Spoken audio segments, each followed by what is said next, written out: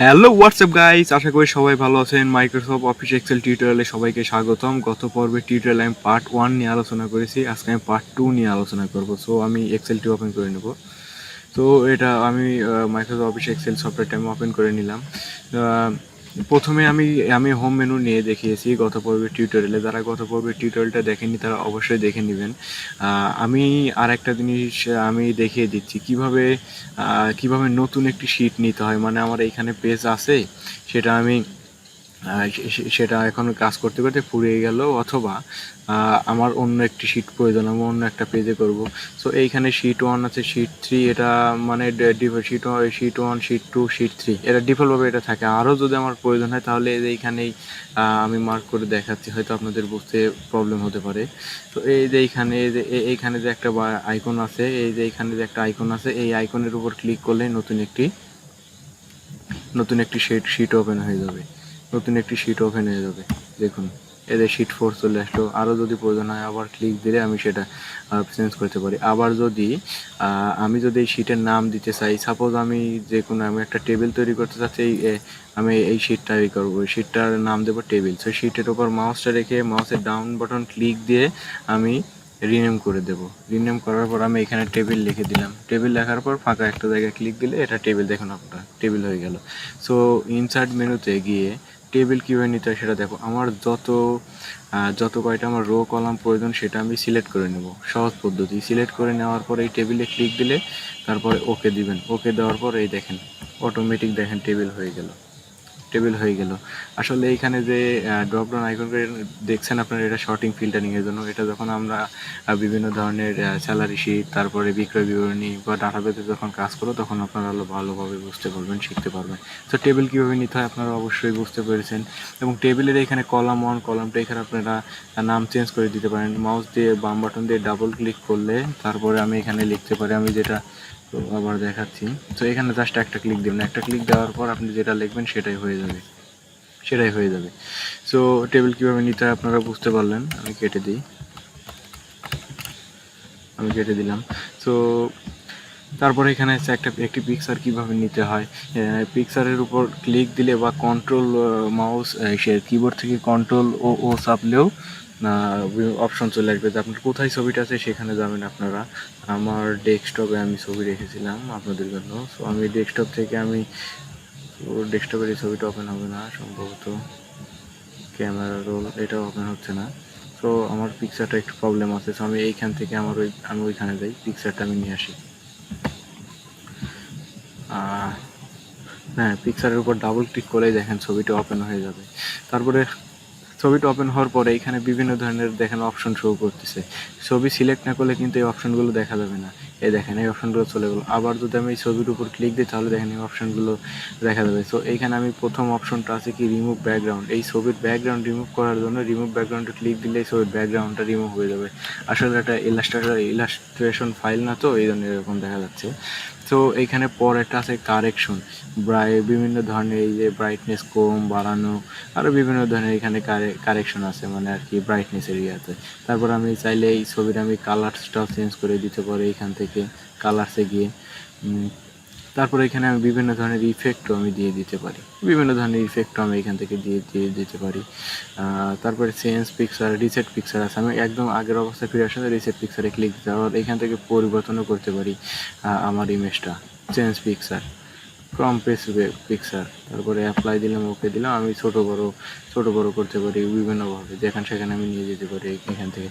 তারপরে আমি ছবির এইখানে আমি ফ্রেমও দিয়ে দিতে পারি। বিভিন্ন ধরনের ফ্রেম আছে, যেটা প্রয়োজন আপনারা সেটা ইউজ করতে পারবেন। তারপরে এখানে আছে পিকচার বর্ডার। তো এটা কি, পিকচারের এই চারিদিকে যে জায়গাটা সেটাকে হচ্ছে পিকচার বর্ডার বলে। এই চারিদিকে আমি দেখাচ্ছি, এই চারিদিকে যে বর্ডারটা এটাকে পিকচার বর্ডার বলে। সো আমি দেখাচ্ছি আবার। সো এখানে সিলেক্ট করলাম, সিলেক্ট করে নিতে হবে। তারপর পিকচার বর্ডারে গিয়ে আমি পিকচার বর্ডারে কালারসটা আমি কি দেবো সেটা সিলেক্ট করে মাউসের বাম বাটন ক্লিক করলেই সেটা অ্যাপ্লাই হয়ে যাবে। তারপর পিকচারের আমি ইফেক্টও দিতে পারি, শ্যাডো ইফেক্ট, রিফ্লেকশন, বিভিন্ন ধরনের ইফেক্ট আছে আপনাদের যেটা প্রয়োজন। দেখেন একটা জলছাপের মতো একটা পড়ে গেল, এখানে শ্যাডো পড়ে গেল।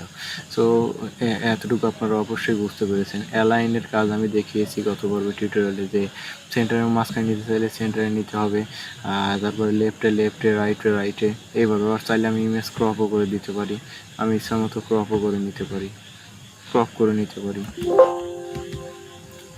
নিতে পারি আমি ইচ্ছা মতো, আমার যতটুকু প্রয়োজন। তো আমি এখান থেকে হাইট উইথ আমি সিলেক্ট করে দিতে পারি, এখানে হাইট উইথও সিলেক্ট করে দিতে পারি ইমেজে। তো এতটুকুই, মানে ইনসার্ট মেনুর ফরম্যাটে এতটুকু আছে। সো আপনারা ফরম্যাটে পিকচারের ক্লিক করার পর যে ফরম্যাট অপশনটা আসে, আশা করি সবাই আপনারা বুঝতে পেরেছেন। না বুঝতে পারলে অবশ্যই কমেন্ট বক্সে কমেন্ট করবেন আপনারা, আমি আনসার দেবো ইনশাল্লাহ। তো এতটুকু আপনারা অবশ্যই বুঝতে পেরেছেন। তারপরে এখানে আছে কি শেপ হচ্ছে বিভিন্ন ধরনের, মানে শেপ আছে বিভিন্ন কাজের ক্ষেত্রে আমাদের লাগে। ইমোজি আছে। এটা আমি কিভাবে নিলাম, আমার যে শেপটা আমি নিতে চাই সেই শেপের উপর একটা ক্লিক দেবো মাউসের বাম বাটন দিয়ে, তারপর বাম বাটন চেপে ধরে যতটুকু প্রয়োজন আমি নিয়ে নিলাম। সো আমার একটা শেপ ক্রিয়েট হয়ে গেল। তারপর এখানে বিভিন্ন ধরনের কালার দিতে পারি, আর একটা জিনিস এখানে অপশন আছে শেপ ফিল আউটলাইন শেপ ইফেক্টের কাজ আপনারা অবশ্যই একটু আগে শিখতে পারলেন। তো ইফেক্ট হলো বিভিন্ন ধরনের শ্যাডো, তারপর রিফ্লেকশন, গ্লো, এটা আর কি। আমি এটা দিয়ে দিলাম, চারিদিকে এক ধরনের একটা শ্যাডো চলে আসছে। তারপর শেপ ফিল কালার বলতে ভিতরে যে কালারটা সেটাকে ফিল কালার বলে। এই ভিতরের যে কালারটা সেটা হচ্ছে ফিল কালার।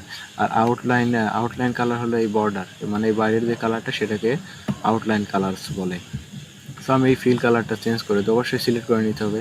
আমি এই ফিল কালারটা আমি ব্ল্যাক দিয়ে দিলাম, ব্ল্যাক হয়ে গেল। আমি চাচ্ছি এখানে আউটলাইন একটা কালার দেবে, চারিদিকে একটা বর্ডার আসবে, আমি এখানে এই কালারটা দিয়ে দিলাম, হয়ে গেল ফিল কালার। তারপরে আউটলাইন কালার আপনারা অবশ্যই বুঝতে পেরেছেন। তারপরে এইখানে আরও একটা আছে টেক্সট ফিল নামের একটা অপশন আছে, আমি একটা নাম লিখলাম। তারপর সিলেক্ট করার পরে বিভিন্ন ধরনের এখানে টেক্সটেরও ইফেক্ট থাকে। তো আমি এখানে একটা নাম লিখলাম, নাম লেখার পরে আমার এখানে এটা ওইভাবে হবে না। তো এটা যখন আমি ডিজাইন করব তখন দেখা যাবে। তো তারপরে এখানে আছে কি শেপ দেখিয়েছি। তারপর স্মার্ট আর্টের এখানে আছে বিভিন্ন ধরনের অফিসিয়াল কাজের ক্ষেত্রে বিভিন্ন ধরনের লিস্ট তৈরি করতে হয়, বিভিন্ন ধরনের চার্ট তৈরি করতে হয়, বিভিন্ন ধরনের ডায়াগ্রাম তৈরি করতে হয়। সো এইখানে টেমপ্লেট দেওয়াই আছে যে কীভাবে আপনারা এখানে বিভিন্ন ধরনের লিস্ট তৈরি করবেন। দেখেন এখানে আমি চাইলে চেঞ্জও করতে পারি। ডাবল ক্লিক করলে তারপর এখানে আপনি যা লিখলেন সেটা হয়ে গেল। এইভাবে লিস্টের বিভিন্ন ধরনের ডিজাইন এখানে আছে, আপনাদের যেটা প্রয়োজন আপনারা সেটা নিয়ে কাজ করতে পারবেন এখান থেকে। স্মার্ট আর্টে বিভিন্ন ধরনের ডিজাইন আছে, লিস্ট এইরকম এক কথা বিভিন্ন ধরনের, আপনাদের যেটা প্রয়োজন আপনারা সেটা ইউজ করতে পারবেন। তারপরে আছে এখানে কলাম, যেমন বিভিন্ন ধরনের টালি তৈরি করার জন্য এটা তৈরি করা হয়। যেমন আমি যদি এক্সাম্পল দিই, সেটা হলো সাপোজ একটা কোম্পানির বছরের একটা হিসাব থাকে, মানে প্রতি বছর বা প্রতি মাসের একটা হিসাব থাকে যে এই দিনে কত সেল হয়েছে বা তারপরের দিনে কত সেল হয়েছে সেটার একটা চার্ট তৈরি করতে হবে। সো এক্সেলে চার্ট তৈরি করার জন্য যখন তাহলে আমি একটা দেখাই তাহলে বুঝতে পারবেন। ডিলিট করে এটা কলাম, বা আমি এইখান থেকে এইভাবে হবে না, কীভাবে আমি একটা এই এক্সেলে একটা শিট নিয়ে আসি। শিট বলতে আমি স্যালারি শিট নিয়ে আসবো একটা। কোথায় আছে আমার নির্ভুল এক্সেল, আমি এইখান থেকে এক্সেলের একটা কাজ নিয়ে আসলাম। তো আমার এখানে আমি এইটাই করি। সো আমার এখানে একটা বিক্রয় বিবরণী, সেটা আমি সিলেক্ট করব। সিলেক্ট করার পরে আমি এই চার্টে কলামে ক্লিক দেওয়ার পর আমার যে কলামটা পছন্দ সেটা আমি নিয়ে নেব। সো আমি নিয়ে নিলাম। এইখানে মনিটর, আমি সাপোজ এইখানে আমি মনিটরের প্রাইসটা আমি বাড়ায় দেব।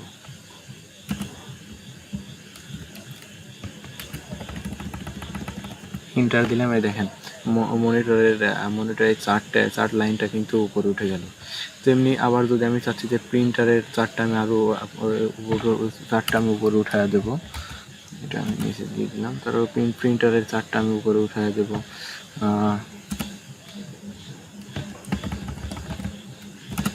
এই দেখেন প্রিন্টারটা উপরে, এক কথা যেটার যে সেল থাকবে সেইভাবেই চার্টটা উপরের দিকে নিচে আপ ডাউন করবে। এটাই যখন আমরা স্যালারি শিট বিক্রয় বিবরণী তৈরি করবো তখন আপনারা আরও ভালোভাবে বুঝতে পারবেন।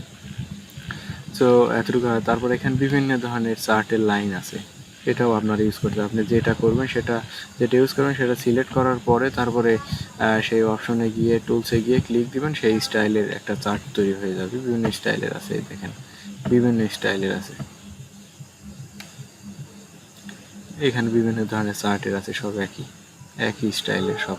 তারপরে হেডার ফুটার, আমি আর একটা শিটে যাই, নিউ একটা আমি শিট তৈরি করব, আর ক্লিক দিলাম, একটা শিট তৈরি হয়ে গেল। তারপরে এখানে আছে কি টেক্সট বক্স, এই টেক্সট বক্সে ক্লিক দিলে আমার যে নির্দিষ্ট যে এরিয়াটা আমি সিলেক্ট করব এই এরিয়ার মধ্যে আমার লেখাটা থাকবে। সেটা আমি ওয়ার্ডেও দেখেছি, এটা সেম এই এরিয়ার মধ্যেই থাকবে। এই দেখেন আপনারা, এই বক্সের বাইরে যাবে না। এই দেখেন নির্দিষ্ট এরিয়ার মধ্যেই আছে, এখানে নির্দিষ্ট এরিয়ার মধ্যে আছে। আমি যতটুকু করবো এখানে ততটুকু এইভাবেই থাকবে, বক্সের ভিতরে থাকবে, এদিক সরবে না। এই দেখেন আমার বক্সের মধ্যেই আছে। সো টেক্সট এরিয়ার কাজ হলে এতটুকু, যে আমার যতটুকু যে এরিয়ার মধ্যে আমার লেখাটি প্রয়োজন আমি সেই এরিয়াটি সিলেক্ট করে আমি লিখতে পারি। তারপরে এইখানে আছে হলো হেডার ফুটার, হেডার হলো উপরের অংশ আর ফুটার হলো নিচের অংশ। সো হেডার ফুটারের কাজ, আমি হেডার ফুটারের মাউসের বাম বাটন দিয়ে আমি ক্লিক দিলাম, এটা হলো হেডার। এই দেখেন লেখাই উঠছে এখানে, এটা হেডার। আমি হেডলাইন এখানে দিতে পারি। আবার ফুটার কোথায়? ফুটার হলো নিচে থাকে। এই দেখেন আমি নিচে যাচ্ছি, দেখেন, হ্যাঁ এই যে এইটা হলো ফুটার, এখানে এটা হলো ফুটার, এটা হলো ফুটার, আর ওইটা হলো হেডার। তো আপনারা বুঝতে পেরেছেন যে হেডার ফুটার কোথায় থাকে। আর হেডার ফুটারের কাজগুলো হেডলাইন দেওয়ার জন্য, আপনারা যেমন সংবাদপত্র লেখার সময় হেডলাইন দেওয়ার জন্য এখানে আর কি হেডার করা হয়। আর ফুটার এক কথা বিভিন্ন ধরনের কাজ, বিভিন্ন ধরনের নোট করার জন্য এটা ইউজ করা হয়। ওয়ার্ড আর্ট মানে হলো বিভিন্ন ধরনের লেখার স্টাইল দেওয়ার জন্য এই ওয়ার্ড আর্টটা ইউজ করা হয়। এইখানে বিভিন্ন লেখার স্টাইল দেওয়ার জন্য ওয়ার্ডারটা ইউজ করা হয়, একদম এমএস ওয়ার্ডের মতোই প্রায় সব কিছু। সো এখানে শুধু মানে বিভিন্ন স্টাইলের আর কি লেখা যায় এবং বিভিন্ন ধরনের হিসাব নিকাশের কাজ করা যায় এখানে। এতটুকুই, আপনারা অবশ্যই বুঝতে পেরেছেন। এতটুকুই এনাফ। আপনারা যদি এইগুলি ভালোভাবে শিখতে পারেন তারপর এখানে দেখেন ইকুয়েশন আছে, বিভিন্ন ধরনের ম্যাথের যে কোনো কাজ করার সময় এখান থেকে আপনারা এখানে নিতে পারেন, আপনাদের যেটা প্রয়োজন আপনারা সেটা নিয়ে নিতে পারেন।